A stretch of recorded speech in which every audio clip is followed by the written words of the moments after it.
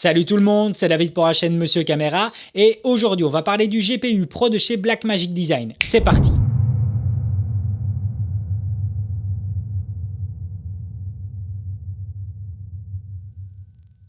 Alors je suis vraiment content de vous parler d'un produit comme celui-ci. Ça fait un peu plus de 2 mois que je le teste dans toutes les conditions qui me sont possibles. Et je sais que pas mal d'entre vous peuvent se poser la question, est-ce qu'un GPU externe peut vraiment m'aider à améliorer mon editing, en l'occurrence ici sous Resolve? Il y a plusieurs conditions à prendre en compte et on va directement y venir. Dans un premier temps, ce que je voudrais vraiment vous parler, ça va être du produit en lui-même, dont 2 points en particulier. Le premier, ça va être tout le côté épuré qu'on va avoir grâce à ce GPU externe. On va avoir un bon nombre de connectiques présents dessus, que ce soit en Thunderbolt ou en USB. On va avoir de l'HDMI et du DisplayPort, ce qui permet d'avoir quelque chose d'assez épuré lorsqu'on l'utilise sur un bureau. Au final, il n'y a plus qu'un seul câble qui se relie directement sur le MacBook. Ça, c'est assez génial. Et le deuxième, ça va être le côté silencieux qu'on va retrouver. C'est vraiment quelque chose qui ne fait quasiment pas de bruit, c'est super silencieux et j'ai vraiment apprécié cela. Par contre, on ne retrouve pas de bouton on-off, on ne retrouve pas d'interrupteur dessus, ça c'est un point négatif selon moi, donc c'est-à-dire qu'à partir du moment où vous branchez la prise de courant, il est constamment sous tension, donc ça c'est le petit bémol, j'aurais aimé en tout cas avoir un bouton on-off de présent dessus. Alors ce qui répondra avant tout à cette question de l'utilité d'un GPU externe, ce sera les performances de votre ordinateur portable. En l'occurrence, celui-ci, c'est un MacBook Pro Retina 15 pouces. Bien entendu, c'est à mentionner que le iGPU de chez Blackmagic ne fonctionne qu'avec l'écosystème Apple. C'est important de le mentionner. Donc, le MacBook Pro que je me suis payé ici fin 2016, je m'étais fait plaisir. J'avais pris celui-ci dans sa configuration maximale, comme on peut le voir juste ici, 2 Go 9, 16 Go de mémoire vive. Bref, je l'avais pris vraiment à son maximum. On ne savait pas ajouter plus fin 2016. Maintenant, il existe en version 32 Go de mémoire vive, mais fin 2016, ce n'était pas le cas. Donc, ce qu'on va faire, on va directement ouvrir DaVinci Resolve et on va regarder sur 2 différents tests la différence entre le MacBook Pro tout seul et puis le MacBook Pro avec l'iGPU. Donc, ce qu'on va faire, c'est dans un premier temps, on va voir le temps de rendu sur un clip de 7 secondes. Le temps de rendu lorsqu'on va voir sur ce clip d'ajouter une stabilisation, un LUT et directement une réduction du bruit. Je vais directement dupliquer le plan et on va chronométrer pour voir combien de temps il faut pour effectuer ce rendu. Je le duplique, voilà, on le met juste ici et on va regarder. Dès que ça va se lancer, je lance le chronomètre. Voilà, ça se lance. On va regarder exactement combien de temps met le MacBook Pro tout seul, sans assistance, pour effectuer le rendu sur un clip 4K shooté avec la Pocket en Blackmagic Raw compression 5.1, LUT, stabilisation et réduction du bruit. Combien de temps il faut pour effectuer tout ça?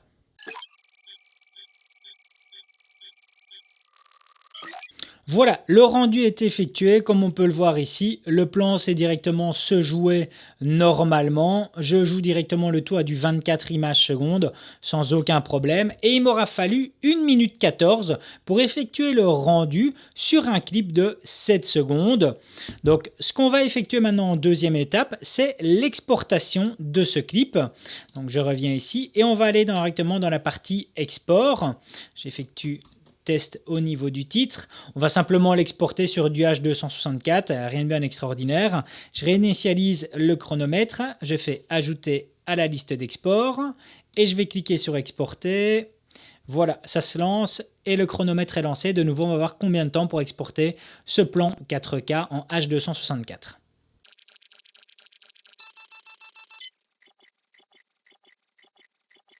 Voilà, donc le chronomètre est arrêté. Pour exporter celui-ci, il nous aura fallu 1 minute 18. Ouais, c'est bien ça, presque 1 minute 19 pour exporter 7 secondes en 4K en H264. Alors maintenant, ce qu'on va faire, c'est je vais directement brancher le Blackmagic Design iGPU et on va refaire les 2 mêmes opérations et voir directement si c'est possible d'avoir quelque chose qui sera plus rapide et surtout de voir la différence au niveau de la rapidité. Voilà, donc l'iGPU est branché. Pour ça, rien de plus simple, directement mettre un câble. C'est ça que j'apprécie, c'est vraiment le côté plug and play. Mais attention que vous devez quand même bien vérifier sur le programme que vous allez utiliser que celui-ci va favoriser donc le processeur graphique externe. Vérifiez que la case est bien cochée, c'est important, ce n'est pas fait par défaut, vous devez le faire manuellement. Alors on va directement réouvrir DaVinci Resolve et on va refaire les deux mêmes tests, donc cet export et surtout ce rendu. Voilà, DaVinci Resolve est ouvert. On vérifie bien ici qu'on a la présence des deux cartes vidéo. C'est configuré. On est bien ici en méthode de calcul métal. Et on a les deux cartes vidéo qui sont présentes, celle de l'ordinateur et la RX Vega présente dans ce iGPU Pro. Donc enregistré. Et comme je vous l'ai dit, on va refaire les deux mêmes choses. Donc je vais reprendre mon chronomètre. Et on va de nouveau effectuer le rendu. Voilà, je lâche celui-ci. On va attendre que la petite barre bleue se lance. Voilà, ça débute et je lance le chronomètre. Combien de temps avec ce iGPU? Voilà, c'est terminé et on aura mis ici 55 secondes pour effectuer le même rendu. Je n'ai plus les chiffres en tête, de toute façon je vous remets directement à l'écran par rapport au rendu sans justement le iGPU. N'oubliez pas maintenant ici que c'est effectué sur un clip de 7 secondes. Si vous devez multiplier cela sur une timeline de 2 minutes, vous pouvez prendre en considération le gain qu'on obtient avec la présence de cette iGPU. Évidemment, ce n'est pas uniquement à prendre en compte sur le clip de 7 secondes, ça serait beaucoup trop facile. Il faut évidemment appliquer tout ça sur une timeline qui peut faire 2 minutes, voire bien plus. C'est une logique qu'il faut considérer. Maintenant, on va effectuer aussi l'exportation de ce clip. Ah oui, autre chose que je voudrais mentionner, c'est que sans effectuer le rendu et même par rapport à la présence du iGPU, le clip reste illisible. Donc, c'est-à-dire que si ici je vais dans lecture et que je désactive les rendus, je reprends ici et je lance la lecture. Voilà, mon framerate ne dépasse pas ici les 7 images. Donc, celui-ci ne va pas m'aider si je n'effectue pas en tout cas de rendu par rapport aux différents effets, que ce soit des effets d'étalonnage ou de fusion. Donc, je réactive ici mes rendus. Voilà, comme ça ils sont réactivés.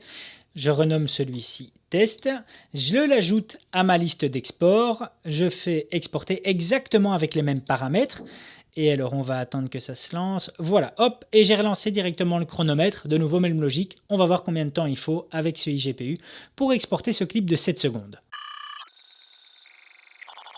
Voilà, c'est effectué et on est à 56 voire 57 secondes avec ce iGPU.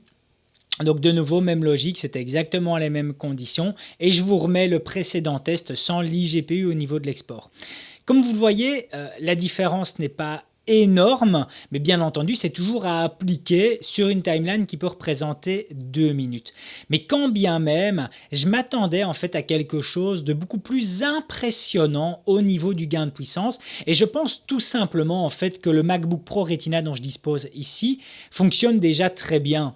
Et si on applique le rendu de ce iGPU par exemple à un MacBook Pro entrée de base en 13 pouces, et bien par contre la différence sera beaucoup plus impressionnante. Mais ici, le gap qu'on va avoir entre ce MacBook Pro 15 pouces au maximum des performances fin 2016 et celui-ci couplé au GPU, la différence n'est pas énorme. Donc c'est vrai que en ce qui me concerne personnellement, je suis vraiment content d'avoir pu le tester au préalable et surtout de pouvoir vous donner mon avis dessus parce que en tant que client, si sachant tout ça, si je devais maintenant me dire, ben voilà, est-ce que je suis intéressé par ce produit? Non, c'est quelque chose qui ne me conviendrait peut-être pas parce que j'estime en tout cas que le rapport gain-puissance par rapport au coût que c'est, le coût qui est présent n'est pas assez intéressant pour moi. Maintenant, évidemment, il faudrait tester celui-ci sur vraiment un tout premier MacBook Pro 13 pouces ou même un MacBook Air pour voir l'ajout de puissance que cela peut représenter. On va quand même faire un dernier test encore ensemble et pour ça je vais éteindre DaVinci Resolve. Voilà, je fais enregistrer.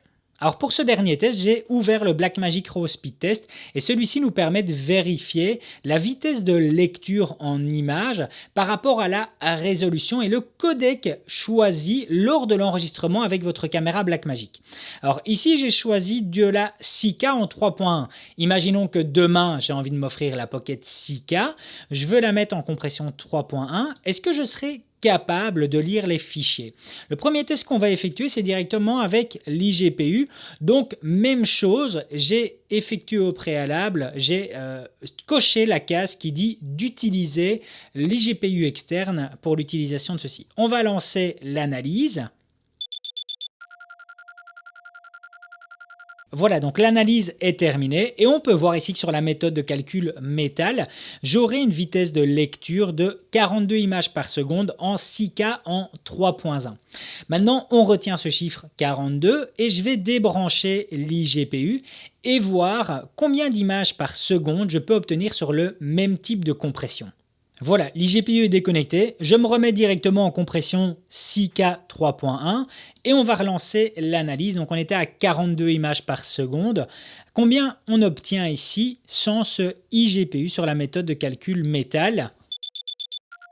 Voilà, le test est terminé. Comme vous pouvez le voir, au niveau de la lecture, ce GPU en tout cas ne m'apportera pas plus sur la lecture du fichier simple, bien entendu, pas avec les effets de présent dessus. Mais pour ceux qui pourraient se poser la question, tiens, mon ordinateur, j'ai un MacBook Air, il pourra peut-être être trop léger pour lire un fichier 6K, je vais investir dans celui-ci, est-ce que je vais avoir une lecture plus fluide? Eh bien, en l'occurrence, ici, moi, j'obtiens exactement le même type de lecture à une image près. Je vais obtenir exactement le même framerate. Donc, de nouveau, même logique, l'investissement dans celui-ci ne sera pas forcément nécessaire.